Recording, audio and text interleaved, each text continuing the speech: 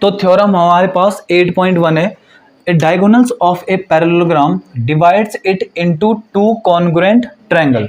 देखो सबसे पहले हमने एक पैरेललोग्राम बनाते हैं। तो देखो पैरेललोग्राम हमारे पास इस तरह से होगा, ये बन गया हमारा पैरेललोग्राम, ठीक है, इस तरह से ये माना हमारा पैरेललोग्राम बन गया इस तरह से। ये इसके पैरेलल है, साथ में बराबर भी, और ये इसके पैरेलल है, साथ में बराबर भी, ठीक है, साथ में बराबर है। मैं इनको नाम दे देता हूँ, चलो ए बी सी और डी, सही है। अब इसने क्या कहा है, इसने कहा है हमें ये प्रूव करना है कि जो इसका डायगोनल होता है, माना मैंने इसका डायगोनल ये बना दिया ए सी, मुझे प्रूव करना है कि ये दोनों ट्रायंगल जो है ना वो कॉन्ग्रुएंट ट्रायंगल है। अब इस क्वेश्चन में जो तुम्हारा ट्रायंगल चैप्टर था ना उसमें हमने जो है कॉन्ग्रुएंसी पढ़ी थी। अगर वो कॉन्ग्रुएंसी तुम्हें याद है तो ही इस क्वेश्चन को कर पाओगे, तुम नहीं तो नहीं। ट्रायंगल चैप्टर में हमने कॉन्ग्रुएंसी पढ़ी थी। कॉन्ग्रुएंसी क्या होता है कि ऐसे दो फिगर जो कि शेप और साइज में बराबर होते हैं, मतलब ये हाथ और दूसरा ये हाथ, अगर इन दोनों को ओवरलैप कर दूं मैं ऐसे, तो ये दोनों कॉन्ग्रुएंट फिगर है। कैसे? इसको इसके ऊपर रखूं चाहे इसको इसके ऊपर रखूं, बिल्कुल दोनों ढक रहे हैं, ऐसे फिगर को हम कॉन्ग्रुएंट फिगर बोलते हैं। तो देखो हमें क्या प्रूव करना है, सबसे पहले मैं लिख लेता हूं यहाँ पे कि गिवन कौन सा, ये साइड में होगा, मतलब कैसे, मैं समझा नहीं। ठीक है, हाँ, अगर मतलब अगर मेरा हाथ और तेरा हाथ इस तरह से, अरे तो मैं कह रहा हूँ ओवरलैप, ढकना है एक दूसरे को, ऐसे, समझ में आया।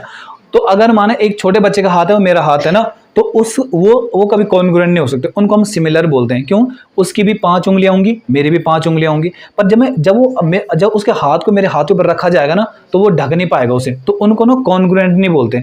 कॉन्ग्रुएंसी के लिए जरूरी है कि उनका साइज सेम होना चाहिए, बिल्कुल ढके हुए होने चाहिए, ऐसा, समझ में आया। जैसे हमारा माना एक छोटा सिक्का, एक बड़ा सिक्का, एक 10 रुपए का सिक्का, एक जो है 1 रुपए का सिक्का या 5 रुपए का सिक्का, तो 10 रुपए के सिक्के से या 5 रुपए के सिक्के से 10 रुपए के सिक्के को ढकूं अगर मैं, नहीं ढक पाएगा।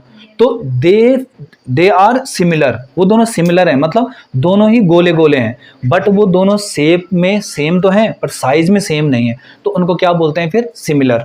और कॉन्ग्रुएंसी के लिए जरूरी है शेप और साइज दोनों ही बराबर होने चाहिए, तब जाके हम क्या बोल सकते हैं उनको, कॉन्ग्रुएंट। तो सबसे पहले गिवन लिखते हैं। देखो गिवन क्या लिखा है, यहाँ पे लिखा है कि A B C D is parallelogram.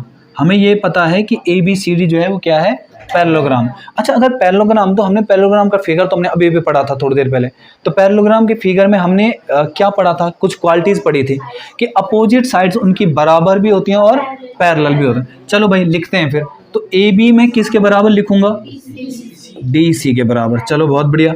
दूसरा मैं ये भी लिख सकता हूँ कि ए बी जो है वो पैरेलल भी है किसके, डी सी के।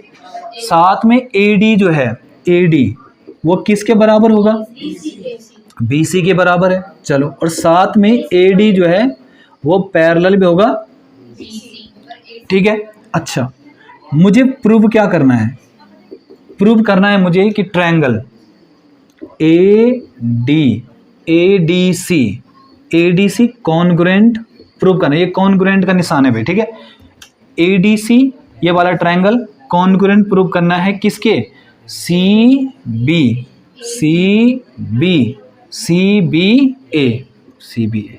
समझ में आया, मतलब इस सोचो कि ऊपर वाला और नीचे वाला ये दोनों ट्रायंगल मुझे क्या प्रूव करने हैं, कॉन्ग्रुएंट। अब आते हैं प्रूफ पे। देखो प्रूफ का मतलब होता है क्या क्या हमारे पास जो है, हमारे पास है जिससे हम ये दिखा सकते हैं कि दोनों। अब लिखो in triangle A D C and triangle C B A. अब देखो इन दोनों ट्रायंगल्स में क्या क्या बराबर है।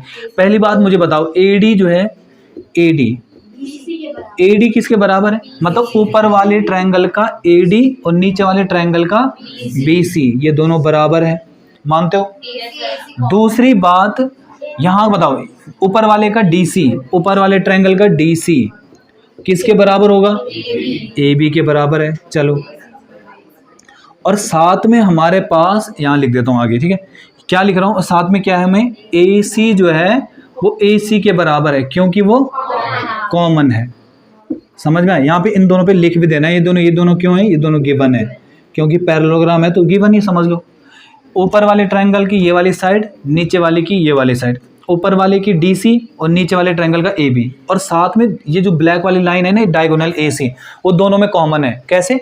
ऊपर वाले ट्रायंगल में भी ब्लैक आ रहा है और नीचे वाले ट्रायंगल में भी ब्लैक वाली साइड आ रही है, तो दोनों कॉमन हो गए। सही है यहाँ तक? ठीक है। अब तो हम क्या लिखेंगे? बाई SSS मतलब होता है साइड साइड साइड। ये हमने ट्रायंगल में पढ़ा था, ट्रायंगल चैप्टर में, कि किसी भी दो ट्रायंगल में अगर तीनों साइडें अगर बराबर आ जाए ना तो दोनों ट्रायंगल को हम क्या बोल सकते हैं? कॉन्ग्रुएंट। तो बाई SSS से ट्रायंगल, क्या नाम था इनका? ADC कॉन्ग्रुएंट हो जाएगा ट्रायंगल CBA के। यही तो मुझे प्रूव करना था नहीं करना था? यही प्रूव तो करना था हमें।